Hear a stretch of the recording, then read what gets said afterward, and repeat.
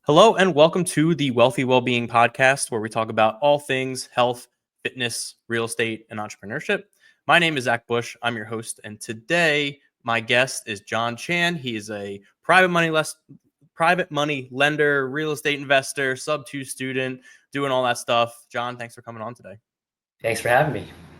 So we've been chatting I was on your podcast towards the end of the summer. We've been chatting for a little while, but why don't you give everybody a little background on who you are and what you're up to?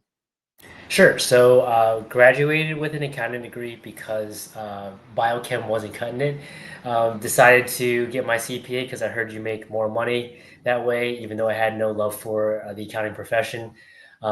Worked my way up the corporate ladder, then got into consulting where I did accounting automation for government contractors. Worked my way into owning a part of the company, but at the same time wasn't all that happy with the consulting field in general. So look for other ways, especially during COVID with the uncertainty. So started getting into bigger pockets like most other people, learned the Burr method, learned long distance real estate investing, and started picking up houses that way. Have done some wholesaling, have done some land flipping, but have really found my space in private money lending as a way to generate more cash. Yeah, I love that. You mentioned you went through a bunch of different things, and before we started recording, we talked about that. There's the problem with real estate is there's so many different ways to make money that it's easy to get lost or jump around or shiny object syndrome to kind of work through all that stuff. So it's good that sometimes you have to find things you don't like in order to find the thing that works for you. Oh yeah, for sure. It definitely helps you um, find the right path by knowing what you don't want to do. Yeah, I did a couple internships when I was at engineering school, and the first two that I did, three of them. So the first two I hated the industry. I hated what I was doing. I was like, this stuff sucks. I'm glad I didn't graduate and then figure that out. So my third one ended up getting my internship. And so it was one of those things where it's like, I found out what I didn't like to do, and that ultimately led me to what I do like to do. Yeah, it's definitely nice because being able to make that too, because a lot of people just get stuck doing something they hate doing. So Mhm. yeah. Yeah, so you went through it sounds like a couple different stages on like not even just in real estate, but in general, as you kind of work through W-2, corporate ladder, all that stuff. So what have you been able to take from each one of those different W-2 experiences to bring into real estate and specifically the private money lending world? So with accounting, it really was understanding interest rates and how that works, simple versus amortized, and just understanding numbers and money really helped because then when it came down to analyzing properties, because Brendan Turner says if you want to get good at something, you do it over and over. So the goal was to analyze 5 properties a day, and even though I was falling asleep, getting to the second one, it still made it easier because I understood the numbers. I understood what they meant. Um, and then taking that knowledge and then bringing it into understanding buying rental properties, you're going to have you have debt, you have the asset value, and then you have equity in between. And understanding that even if you're going to leverage, right, how to prevent yourself from over leveraging, meaning your liabilities exceeding your assets, right? So that really helps. And then going into wholesaling, how to talk to people that have nothing, that want nothing to do with you, right? Cold calling. Before that, I had avoided the phone. I actually would not even call a restaurant to order food to go. I'd have my wife do it because I was just afraid of the phone itself. But then after getting beaten down and cursed at, and all the fun things on the phone, that helps me talk to people like you, where it's like, all right, well, you're not going to say anything mean to me or tell me that you wish that I die, right? So it makes that easier. And um, understanding as a buyer, understanding what it means to look at a wholesale deal like that helped as well. And then on the lender side, understanding what it means to have equity. The operator, how do you know this operator is any good? How can you trust this operator? So all the skills and the failures have kind of accumulated to getting to a point where I know these are things I don't want to do, and these are things that narrows it down. And then how they have all kind of helped me get to a point where I feel comfortable being a private money lender. Yeah, I love that. Each you said failure, like each failure, I think people look at that as a negative thing, but like Hmm. you got to spin it and look at it positive. I failed. Why did I fail? And how can I learn and Hmm. move forward from that failure? Yeah, it's this thing that I've heard from, I think, the CEO of Carrot is like things are happening for me, not to me. Hmm. Yeah, Yeah, it's perfect, and it's just like fail forward, fail as much as you can. It's not a failure unless you learn from it. So it's super right. important to just do the work, and everything new is scary. So and you're gonna Yeah. screw it up, and that's fine. Oh yeah. I mean, the first five, maybe 10 houses I bought after signing the papers, even during signing the papers, like my palms would start getting sweaty. Like, what if I can't pay for this? What if I can't do this or that? And then you just kind of go with it. Yeah, I mean, like, so you go through that. Obviously, it's nerve wracking, right? And you said you did it Hmm. for 10 of them, right? So Hmm. it didn't get, and maybe it gets a little bit easier, but it's still nerve wracking because it's still an unknown. It's a new property, it's new issues Yeah. potentially, and all that. But I'm Hmm. guessing, there obviously, I'm sure things went wrong, but in general, Yeah. you figured it out, right? Yeah. In the end, I mean, nothing catastrophic. I mean, depending on your definition of catastrophic, but there's just nothing that, as long as you're not just reckless, completely negligible and reckless, then you'll be all right. Yeah.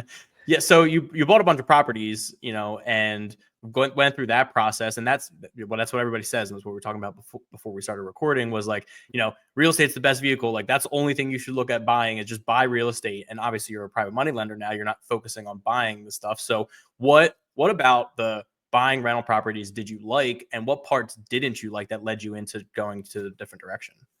So what I went into buying properties thinking that it was as simple as see house, buy house, collect rent, right? And then as long as you're running your numbers and you have money put away for reserves, the cash flow is what's going to sustain you. But that's not the case because you could have, like, one of the houses I have here locally in Northern Virginia. It's not even my own. Like I don't get the tax benefits. It's my dad's. I manage property. Mm, Um, but it cost me. So the tenant passed away, unfortunately, in the hospital, and she had a couple pets. They ripped up the carpet, so I had to redo the floors. That cost me about 13,000. Then, for whatever reason, the HVAC stopped working. That cost me another 400. And the year before that, the chimney was not, like, water was leaking in the chimney, so it mm, cost me another $5,000 to fix that. Like, there's no way that the rent is going to cover all of those expenses, no matter how much I put away, right? So. It really came down to, okay, well, the cash flow isn't necessary. It's not, first of all, it's not passive, and second, it's not for you to live off of unless you have these mm, houses paid off. It's not for you to live off of. And so that was my biggest mistake, was like, well, I need 30 houses to get to a point where I'm comfortable. Like, I'll just do that, right? And then so I did it, and it was an amazing experience. But at the same time, I have all this equity just sitting there, and so I'm asset rich, cash poor. So now what do I what do I do, right? So then mhm. lending, it becomes the point where lending is nice. Yes, you're getting 12% returns, 8%, whatever it is that you're doing, but something breaks, it's not your problem. Tenant is vacant, it's not your problem. And I love that phrase of it's not my problem, because then I don't have to deal with it. Yeah, Yeah. yeah. I think like especially when I was getting into real estate too, that's what you get sold. That's what all the like gurus, Mhm. not all of them, but that's what everybody tells you is like buying stuff with no money down or passive income, right? You said, hey, it's not really Mhm. passive. I own a property too, and Yeah. it's certainly not passive. That especially if the tenant leaves, that once a year you got Mhm. to deal with turnover and new tenants Yeah. and all that stuff. And even if you have a property manager, you still have to kind of pay attention to the property manager and what they're doing and all that stuff. So it's nice, and certainly you can get appreciation and depreciation, Mhm. and there's certain benefits to that. So Yeah. I think going in and knowing kind of what your strategy is when it comes to long-term rentals, especially nowadays with all the appreciation in properties, they're more expensive, so your debt's more expensive, and Mhm. the rents have gone up but not nearly enough to kind of close that gap. So it's like one of those things where you kind of have to go into it buying properties knowing what your end goal is, and like I said, maybe it's I need 30 houses, and maybe that's somewhat passive and it can let me leave my job. But in a lot of cases, that's going to be a ton of work and a ton of time, which might be okay, but not for everybody. Yeah, for sure. Owning property. I hear people saying, "I want to get out of my W-2, so I want to buy X number of properties." Well, how about you just generate consistent cash flow first, and then use these rental properties as like a savings account, a way to protect your wealth, not so much um, generate cash flow. Yeah, yeah, use it as a retirement account or a savings Yeah. account, right? Like, all right, Hmm. like the one property I have, it's basically break even. Maybe I'm losing $50 a month on it, but that Hmm. was just hey, I'm going to sit on this for 30 years. The mortgage will be paid off. Hopefully, it's doubled or tripled in value. And Yeah. in 30 years, when I'm hoping to retire from my W-2, I can just sell it and just bring that money in now. Yeah. Yeah. Absolutely. Yeah. So, so lending. Let's talk about that. What what different ways are there, or how are you lending, and kind of what are the benefits of doing that? Sure. So there are a few different ways to lend. One is a longer term, year, 2 years. Those are mainly I've used private money lenders. Me being the borrower and using a private money lender to access equity in a property that I own that's stabilized.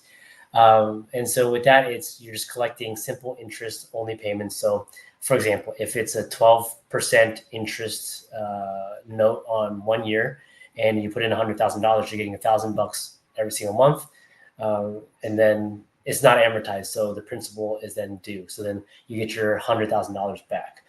So that's on the longer term. It's really for those that have a decent amount of money and aren't really aggressively trying to um, grow their, I guess, principal. And so I did that just to get started. I found someone that I really trust and was high level, so I did that. Then I moved more towards the aggressive growth of doing second position loans, flat rates of return, which are just like unbelievably high, right? 20, 30%, 6 months or less. But there's a reason why it's 20 to 30% flat rates, right? Because there's a lot of risk involved. And with that, you really have to know who you're working with as a borrower, and what their plan is, and whether they're broke and need the money or are just trying to scale. Yeah. Um, so I've done that. Luckily, everything's worked out well, except for one, which I'm going through a foreclosure. But the rest of them have worked out fine. And you know, you will lose money, like it's inevitable. You will lose money on these types of deals. But the goal is you find enough of these good ones where you make up enough money, and then the ones that you lose, like it sucks, but it's not killing you, right?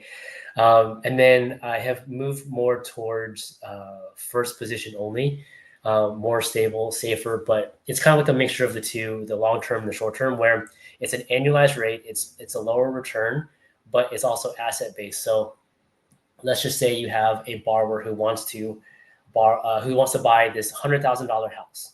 Well, we're not going to give you $100,000 plus rehab. We're going to give you $75,000, 75% of the as is value. So if we lend you the money and you, for whatever reason, go blow it at Vegas or whatever, right? We're going to go and take that asset from you. We're going to foreclose, and then we're going to fire sell it, get our money back. And so we're happy. You might be happy too, but at least we're protected. And these are 6 month terms as well, lower returns and with interest only payments. And those are the loans that now we are targeting. Okay. I like Yeah. that. And so, how you mentioned you working with borrowers, and then specifically finding good borrowers that you can kind of just keep doing deals with. How do Yeah. you recommend kind of going and finding these borrowers, but also vetting them as well?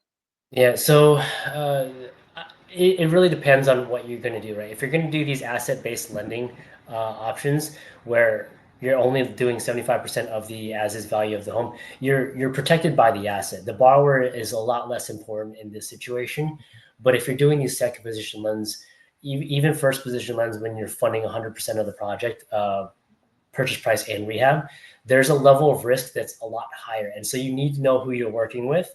And so for me, I look at who they are. I do some Facebook stalking. I look into, I start contacting people that have worked with them or have, friends and family, right?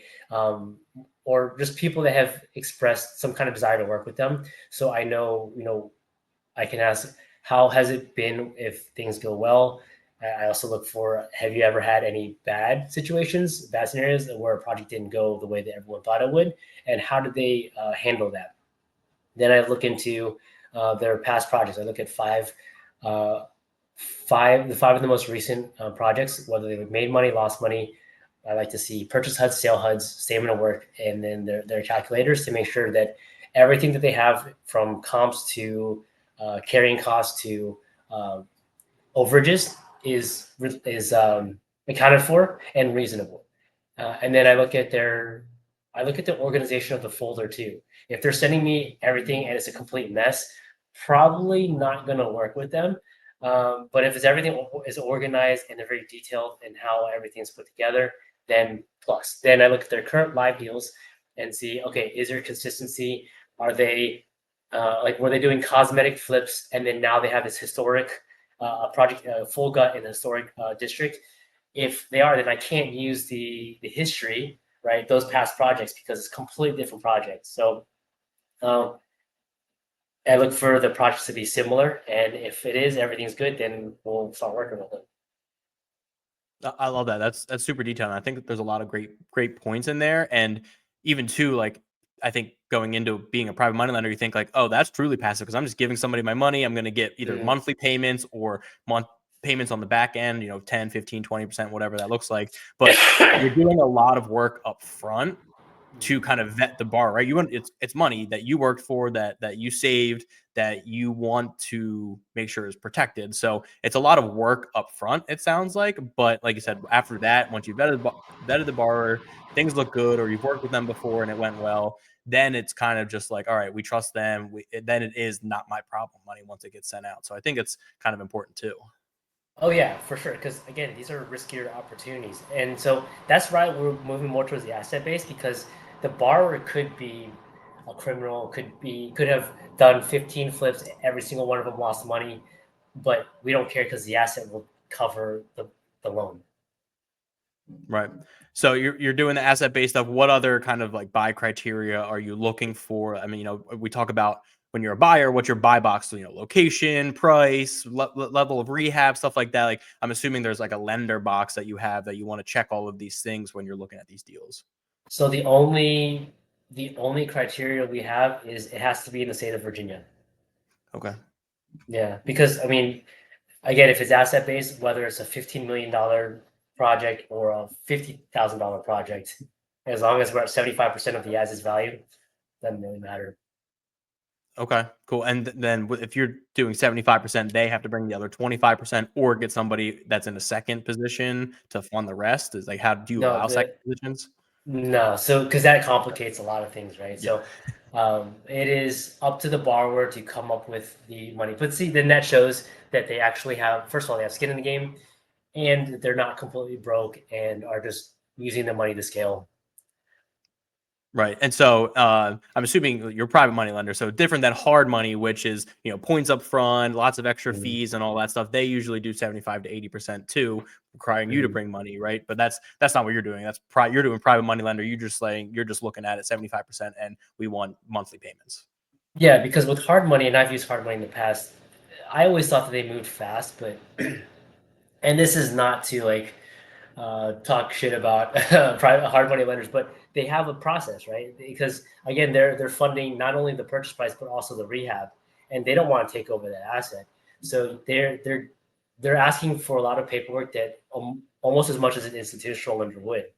So as a private money lender, you can do as little or as much paperwork as you want. In my case, I'm not a big fan of paperwork because I do things. I have trouble reading. Right? It's like if I start reading, I start falling asleep. So again, because it's asset based, we do the underwriting on the asset itself. If everything is good, then we can fund next day. Yeah. Okay. Great. That was going to be my next Yeah, question: is how long does that process typically take from property in my inbox to approval and funding? Like, what's the length of time usually takes for you guys? yeah. So one day, because again, it's all asset based. And is it just you? Like, as you say, we. So is it you? Do you have partners? Do you have people kind of working with you, helping underwrite stuff? Like, what does that look like? Yeah. So I have a partner. Actually, I have three partners. I don't know if I should name them yet, but they've You don't been have doing to this if you for, don't want to. yeah, they've been doing this for a long time, and so I've been kind of when I started doing private money lending, I was studying how other people do it. And so I really like how this other group was doing it because, again, it's you can scale in the number of transactions, but you're also doing it in a safe manner because, again, it's a hard tangible asset that's backing this loan. So I'm basically just taking it, working with them, and using this as an opportunity to learn. I love that, and I think that's important too. Like they've been doing it, you're trying to learn from them. It's a Mhm. safer way. Like you're already doing it in a safe way because it's backed by the real estate asset, but now you're Yeah. doing it even safer way because you're following people or working with people who have done it before you and been ahead of you. And I think that's important to do in really any aspect of life, but especially when it comes to large sums of money. Yeah, that's like the theme for me for 2025. I had this, I don't know if it was an ego or this maybe overconfidence, but I was like, all right, I'll do it myself, I'll figure it out. But you can cut down the learning curve so much if you just go find someone who's way better at it or has way more experience than you in whatever it is that you want to do and bring them value and then learn from them. Mm-hmm. And you connected. You just did you see them on social media and started following them, like what they did, kind of strike up a conversation? How did you guys connect with each other? Yeah, so actually, I found one of them through what's called random acts of networking. Had no idea what the experience was, and then just followed their journey for the past 3 years. And so I just finally built up the courage to say, "Hey, can we do something together? How would we? Mm, How could we make this happen?" love that. Um, so you know, you're lending money now. Is that how are you structuring? Is it cash that's like in a savings account? You have self-directed IRAs? Is it through an LLC? What does that look like for somebody who might be wanting to, have some cash lying around that they want to use?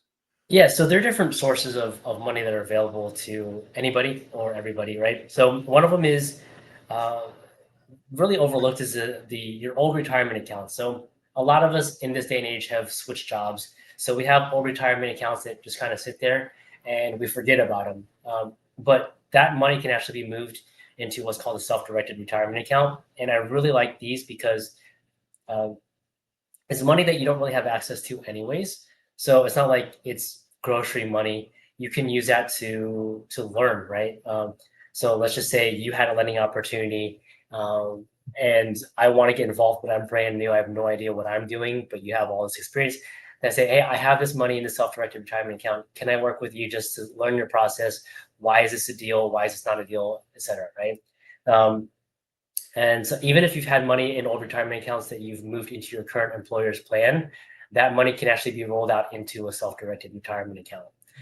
So that's one source. Another source is just friends and family. So I started off with my mom helping her move her old retirement accounts into a self-directed, and again, did not want her to be a landlord, so I turned her into a private money lender, and learned a lot along the way. So like luckily everything has been worked out well, but yeah, it's just for her, it's I forgot where I was going with this, but yeah, turned her into a private money lender, and then so like family, friends and family. So then that has then extended to other friends and family where I help them get into these lending opportunities with me, and because there's only so much cash that I have in my own accounts, so once I run out, like these are still good opportunities, and I would fund it if I had unlimited money, and I wish I did, but I also want to help my friends and families build their wealth too because affordability and inflation and all this is just killing all of us. And these are good people that have grown up with me, and I know who they are. They know who I am. So there's if we can all kind of go together, then that would just make me happy. So that's another source of money. It's just like people in your current network, and even people you don't know, like going out to these events and meeting I say doctors, healthcare professionals, dentists, people that are putting their money in CDs. You can do better for them and with them. So yeah, these are our sources of funding that people have access to. Nice, I love that. So, how does I know there's kind of complications with like I'm assuming you're not putting together like a syndication or anything like that because you have a whole Mhm. like securities and all that stuff. So when Yeah. you're like helping people do this, how are you structuring kind of that funding? Like, are you putting in 50% and they're putting in 50%? That way you're like, hey, I'm going along in the ride with you. Like, Mhm. if my mom wanted to do this and I wouldn't want to have all of her money in the deal, I'd be like, hey, I'm going to put 50% in that way. I also have skin in the game too. Like, how do you deal with that? Yeah, so the way that we do it is I personally guarantee all the loans with my friends and family because the last thing I want to do is lose anybody else's money. And if any money were to be lost, I'd rather be mine than anybody else's. Mhm. So that's just how we structure it. They essentially send the money to title, and then they have an agreement with me saying, like, this is what's happening. This is what happens if things go bad. This is what happens if things go well, etc. But yeah, I don't have a fund yet. Right now, everything's transaction by transaction basis. But at some point, I would like to do a fund because there's some really cool opportunities, and sometimes they need larger amounts, and I'd want to be able to pull all the money together, but also do it ethically and being compliant with the SEC because I really enjoy hanging out with my friends, family, my wife, and my kids. So I'd like to be able to stay out of jail. Yeah, for sure. It gets complicated. And again, you've Mhm. already done it with this part of like Mhm. working with people who know what they're doing. I'm sure once you get to that next part, whether it's with the people you're currently working with or by yourself, you'll find somebody that has already done that, set the fund up, or at least connect you with an SEC attorney. Like I know I've heard there's complications of it. It's not even on my radar. So I try to Mhm. like put a blinder to it. But Yeah. I've heard of things going south with those because it's not structured right or the paperwork's not right or whatever. Yeah, definitely something you don't want to go cheap on. You don't want to go to the Walmart of attorneys to get this stuff completed. Yeah, and I would assume if you're going to create this syndication, or you would hope that if you're going to create a syndication, that's like level maybe 4 or 5 person that you've gone through the other levels of like small like transactional lending that you've Yeah. gotten that experience doing that stuff that you kind of have better connections to be able to take that next step and you're not jumping from I've never lent before to hey I'm going to put this fund together and try to buy this multifamily. Yeah, yeah. There are also like really good resources that are well known, like this thing called Black Card. I don't know if you ever heard of that. Mm-mm. No. So Black Card is kind of like another group where it's more for funds. And apparently, if you, I don't know much about it. I learned about it this past week in Vegas, where you sign up for the membership, and then they will help you with the structure and the paperwork for your first fund. Hmm. So just so, and apparently, someone that I spoke to who started a fund said you could do whatever you want. You can put whatever clauses or creativity you want in the fund as long as it's all done properly in the paperwork, then you're safe.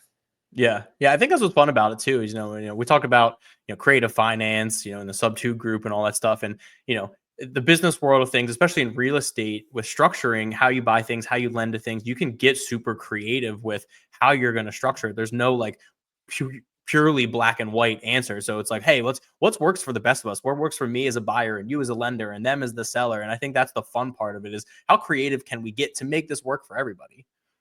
Yeah, for sure. Because then now the possibilities become endless, and I think we as human beings get excited when there are lots of options available to us. Yeah, especially when you can do it with other people too, like, Yeah. bouncing ideas off of each other, just getting together and Mhm. you talk about doing it alone. I've done that too. And it's whenever Yeah. I start working with somebody, it always is at least more fun. Even if it sucks, like it's still more fun Yeah. going through that with somebody else. Yeah, and there's like you can have therapeutic sessions like this, vent and all that. It helps keep you sane. Yeah, you need it, that's for sure. Yeah. So I want to touch on the self-directed IRA. So, like Mhm. say so actually I just switched jobs. So I am in the situation where I have money in this 401k that I've been saving for the last 10 years and maybe I want to switch that over to a self-directed IRA or whatever I want to do. Is it like I find my own company that like holds that money? Like what does that process look like? Yeah, so there are a lot of different custodians that you can reach out to. I have one that I use that I mean, I've used two. I have one that I really, really like just because, again, they don't make you do any paperwork. But the overall process is you reach out to this company, say, this is what I have. I'm not sure if this money can be rolled over. So what they'll do is they'll set up a three-way call with you and your custodian, your current provider, and then say how much money can be rolled out. into another qualified plan. Then they'll give you a number, and then you just start the process. You open an account with the custodian, the new custodian, self-directed custodian, and then once all of that is taken care of, then you begin to transfer. And the company that I really like will then get on another three-way call and do the entire process with you on the phone, so that the current provider will then send that money over to your current custodian or your new custodian. And then once that's done, depending on the level of account that you have, the money will then just be there available to you to deploy.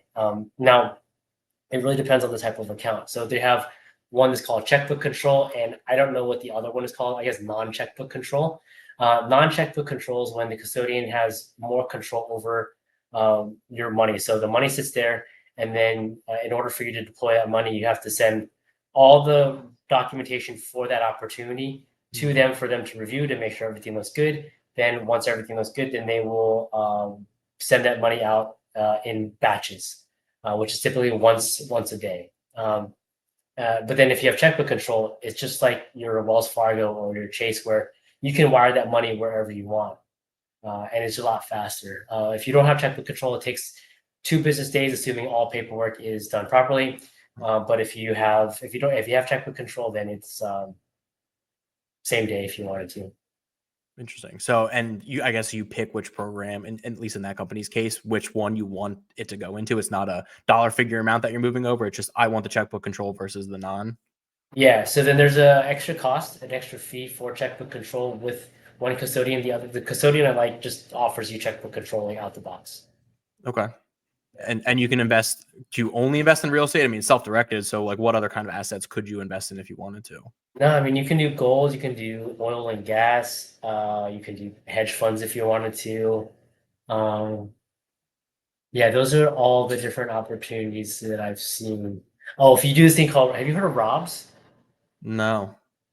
So it's rollover as a rollover business startup. So this really cool structure. I don't know a ton about it. I've just heard about it in passing. But what you do is you have this C corp, and I'm not endorsing any of this stuff, right? I'm not giving any legal or accounting advice. But you have a self-directed retirement account, a solo 401k, I believe, and then you have a C corp.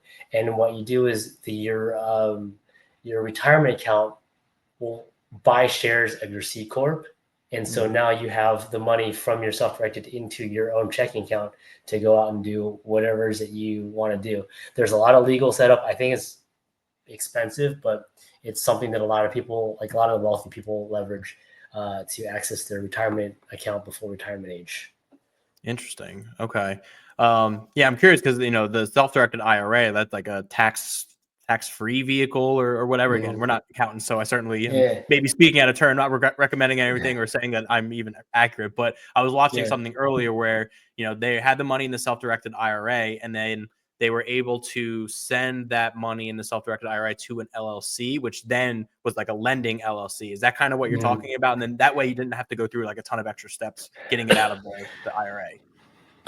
Yeah, but it's specifically a C corp, and there's a reason why. I don't know the reason, but that's, I mean, it's an advanced strategy.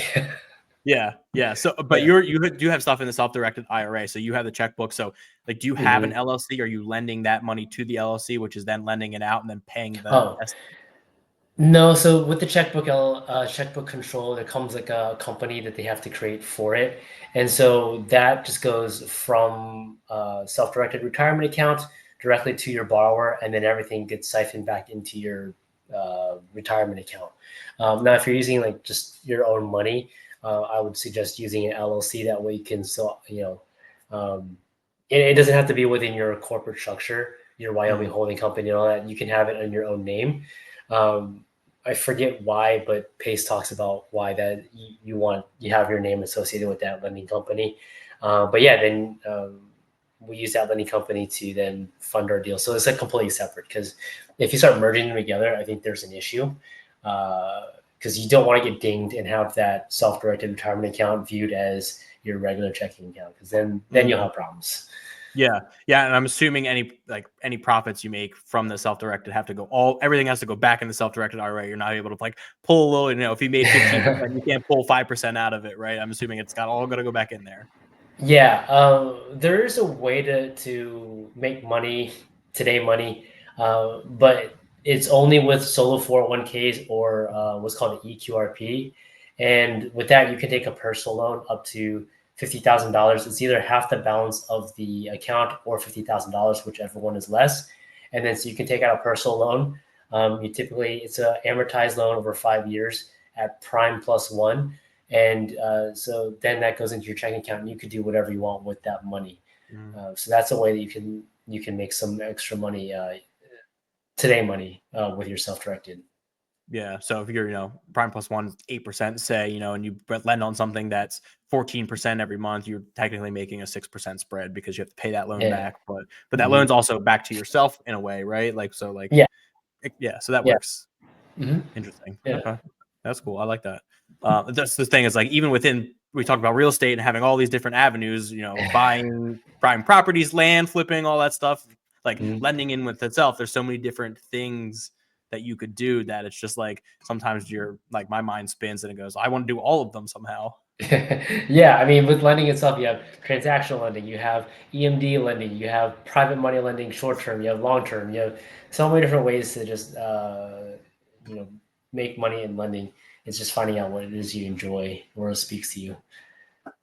Yeah. So somebody that's, looking to really just get started in this, maybe they've got, 50 grand in cash in their bank, not self-directed IRA, like 50 grand cash in the bank. What's the first step you would recommend them taking if they want to say, hey, like private money lending, it sounds great. Like, how can I get started on this? So I would start reaching out to a lot of experienced private money lenders just to see what is it they do and what recommendations they have. And I would stick to those that will tell you all the reasons why you should not lend, and try to scare you, because you want to know the worst case scenario so you're prepared for it. And um, really learn what security documents you need to protect yourself, and then why those security documents are important, right? Because if I tell you that you need a deed of trust to place a lien on the property, well, why is that? Why is that important? Because, well, if you put a lien on the property, then you need to know what property that you're using as collateral, and then you need to go and evaluate that property. Is there actually any equity in that property? Is it even a real property? Does that person even own that property? Right? All these different things. So, um, lending is a dangerous game, but if you do it right and you do your homework, then or you learn from someone who's done a lot more than you, then you can mitigate a lot of those risks. Yeah, and that's awesome. And would your recommendations be any different? Probably not, but would it be any different for, I mentioned cash like in your bank account? Would it be any different for self-directed IRA money? Right, it's still kind of the same money. Is there any different Mhm. recommendations you have for somebody getting started with like, hey, I don't have any cash, but I have, I've been working for 30 years and I have a couple hundred grand in this IRA that I have. Yeah, I would actually be more strategic. Actually, no, it'd be the same advice. Yeah. Yeah, the starting advice is kind of the same, right? You want to make sure you Yeah. learn from somebody else and kind of get more information from someone who's ahead of you and already done it. Mhm. But is there any other advice in general that you would recommend that might be different for a self-directed IRA versus cash? Yeah, so I kind of went down this path and then I stopped. But yeah, if because typically when you're using your own checking account money, you're trying to be more aggressive. You're trying to grow this to a point where you no longer have to do X, Y, and Z, right? But then with your self-directed retirement account money, it's not money that you have access to, so you don't necessarily need 20% flat returns on your money. So I would actually just use that to build relationships with people that are doing cool stuff. Yeah, yeah. Like you said, you can't do anything with it now. It's kind of like it's a nest egg, really. But you have more growth potential with that stuff and down the road with the self-directed IRA. And so then you would with stocks or anything potentially, right? Obviously the market's been really great right now, but eventually Yeah. we'll get a downturn somewhere in the next 20, 30, 40 years. I don't know. But, real estate's probably always going to be a pretty safe bet. Yeah, steady, not as volatile. I like Yeah. it. Yeah. Yeah. Um, Cool. So we talked about kind of, is there anything that you goal wise for this year that you have that you're working on? I know you've been doing a lot, but what's your goals for the horizon for the rest of this year?